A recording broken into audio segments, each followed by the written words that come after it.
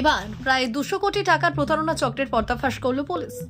আসানসোল কন্যাপুর ফাঁড়ির আধিকারিক পার্থপ্রতিম চক্রবর্তী ও আসানসোল উত্তর থানার আধিকারিক অমিত হালদারের নেতৃত্বে এক বিশাল পুলিশ বাহিনী গোপন সূত্রে খবরের ভিত্তিতে কলকাতার এক ডেরা থেকে গ্রেফতার করে নাদিম নামে একজনকে।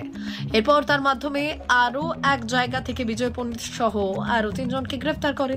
সূত্রের খবর, এত বড় চক্রে রেরাই পান্ডা বলে জানা যায়। প্রসঙ্গত, নাদিম সহ বাকি সবাই সাপোর্ট ইন্ডিয়া নামে এক সংস্থার কর্ণধার।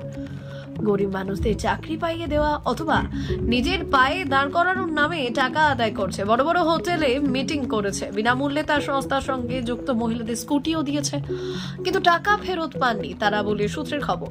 এই নিয়ে আন্দোলনে সামিলও হয়েছিলেন প্রতারিতরা। অবশেষে বেশ কিছু মানুষকে চেক দেওয়া হয় বলে জানা যায়, কিন্তু সব চেকই বাউন্স হয় বলে সূত্রের খবর। এরকমই প্রায় 90 থেকে 95টি চেক উদ্ধার করে পুলিশ। এই প্রতারণা ঝাড়খণ্ড, বাংলা, আসাম, উড়িষ্যা, উত্তরাখণ্ড সহ দেশের বিভিন্ন জায়গায় হয়েছে বলে জানা যায়। অবশেষে রবিবার পুলিশের জালে ধরা পড়ে সংস্থার আধিকারিকরা। এখন দেখার সম্পূর্ণ তদন্তে কি উঠে আসে।